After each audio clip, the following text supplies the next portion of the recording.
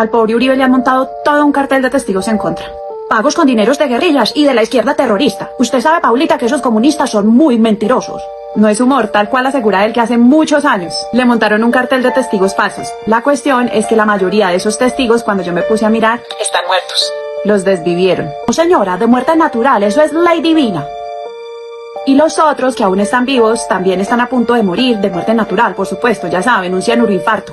O están muertos de miedo. Les muestro. Primero vamos con sus mismos socios, sus aliados políticos y sus empleados, que por pura coincidencia acusan a Uribe de las mismas cosas. Conformar grupos paramilitares, dar órdenes para masacres, dar órdenes para ejecutar políticos y líderes de oposición, mandar a chuzar periodistas y opositores, amenazar a jueces y magistrados, montar falsos positivos judiciales y la lista sigue. La otra coincidencia es que ya están desvividos.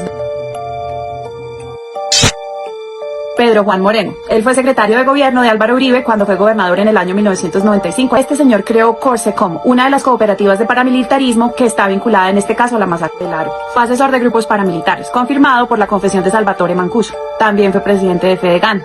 Pedro Juan comenzó a tener diferencias con Uribe y lo dejó de apoyar, especialmente cuando supo que Álvaro Uribe se quería reelegir. Entonces ahí fundó un periódico que se llamaba La Otra Verdad y comenzó a contar cositas. Y dado que este señor conocía detalles tan íntimos de la creación de grupos paramilitares que llenaron a Colombia de ríos de sangre, Pedro Juan muere en un accidente de helicóptero en su camino a Urabá. El helicóptero en el que iba se cayó de manera accidental y adivinen ustedes quién salió a confirmar que esto era un accidente. El entonces director de la Aeronáutica Civil, Fernando San Clemente, que por si no se acuerdan fue el embajador de Duque al que le encontraron 3 laboratorios de cocaína en su finca. También accidentales, por supuesto. ¿Sí ven cómo todo está conectado? Aunque San Clemente dijo que había sido un accidente, la cuestión es que después aparecieron otras declaraciones. Entre esas, las del mismo Rito Alejo del Río, quien dijo que ese accidente había sido planeado. Y la prueba reina, una testigo clave, que se llamaba Nancy Esther Zapata Orozco, una funcionaria de la Obra Civil que trabajaba en el aeropuerto La Herrera. Ella presencia cómo se trama la manipulación de ese helicóptero y envía un correo muy asustada a una de sus amigas. En ese correo detalla cómo Don Berna y Álvaro Uribe Vélez tenían que ver en eso. Nancy muere de un tiro con silenciador en su trabajo. Y su cuerpo aparece con un cartel que decía "Aquí no se admiten zapas". Una amiga de ella, Diana Urrego, que también trabajaba en el Olaya Herrera, desaparece después de hacer público que le estaba preparando una misa en memoria de su amiga Nancy. Ella aparece muerta en su apartamento con signos de tortura. Se metieron con el gran patrón. Pero sigamos que hay mucho más. Francisco Villalba, considerado el profesor de los descuartizadores en las filas paramilitares. Fue uno de los primeros en narrar el horror paramilitar de cómo mataban con sevicia y con disfrute. Y cómo a punta de ríos de sangre era que sembraban el terror solamente a dedo y orden del patrón. Él fue uno de los pocos condenados por la masacre del Aro. En ese juicio precisamente él declaró cómo Álvaro Uribe, siendo gobernador de Antioquia, le dio la orden a Salvatore Mancuso y a Carlos Castaño de borrar con el pueblo.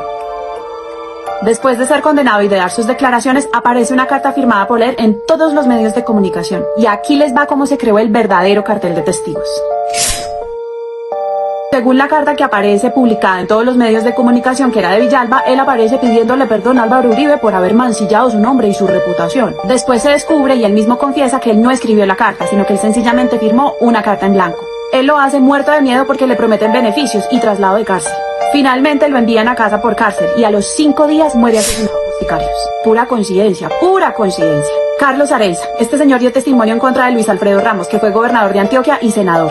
Ramos, según el testimonio de Carlos, fue apoyado por paramilitares para esas 2 elecciones. Areiza también habló de cómo los hermanos Uribe habían conformado grupos paramilitares en Antioquia. Una vez Areiza da su testimonio, Luis Alfredo Ramos envía a la cárcel de Itagüí a un personaje conocido como el Patriota. Ustedes seguramente lo han visto. Este personaje va a la cárcel y de parte de Ramos le ofrece ayuda a Areiza a cambio de que escriba o firme una carta en blanco. Todo eso después de que Areiza recibiera múltiples amenazas de muerte. Por sapo. Areiza, muerto del susto, firma la carta en blanco y después esa carta aparece en todos los medios de comunicación. En esa carta decía que era ahora Iván Cepeda el que le había pagado por falso testimonio en contra de Luis Alfredo Ramos y de los hermanos Uribe. Adivinen ustedes quién hace esa divulgación y defensa de Álvaro Uribe y su combo. Nada más y nada menos que Gustavo Moreno, el mismo zar anticorrupción que terminó condenado por liderar el cartel de la toga. Era Moreno la mente brillante que estaba orquestando el cartel de testigos. Al señor le gustan las mañitas. ¿Sí ven ahora cómo todo se sigue conectando? Moreno salió en múltiples medios a decir cómo una investigación muy seria estaba mostrando cómo se estaban configurando carteles de falsos testigos para dañar el buen nombre de personajes como Nancy Patricia Gutiérrez, exministra de Uribe, condenada por parapolítica. Luis Alfredo Ramos, exgobernador de Antioquia, también condenado por parapolítica. Álvaro Hernán Prada, actual director del Consejo Nacional Electoral, también vinculado a investigación por paramilitarismo. Por supuesto, los hermanos Uribe, a Santiago por crear el grupo paramilitar Los 12 Apóstoles y a Álvaro Uribe Vélez por Crear casi todo el paramilitarismo en Colombia. ¿Se dan cuenta cómo siendo victimarios se han hecho las víctimas? Carlos Areiza en varias entrevistas dice que él sabe que lo van a matar. Después de que su carta saliera en medios, él la desmiente en la misma Corte Suprema de Justicia diciendo que él no la había escrito y manteniendo su testimonio en contra de los hermanos Uribe Vélez. Después de eso le dan el beneficio de casa por cárcel y en ese momento lo matan a tiros.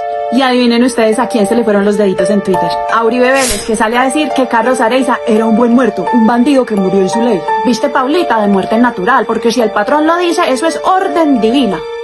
Qué macabro, ¿no? Todo esto se los doy para que entendamos mejor qué está sucediendo en este juicio de Álvaro Uribe Vélez. Primer presidente de Colombia, juzgado por delitos muy graves y se vienen más. En un próximo video les estaré hablando de Juan Guillermo Monsalve, un milagro viviente, de su esposa que también es un milagro y de cómo se le volteó la torta a Uribe Vélez, quien tratando de acusar falsamente a Iván Cepeda terminó delatándose él mismo. Y no te lo puedes perder porque a nosotros ya no nos pueden meter más los dedos a la boca. Colombia ya no es pendeja.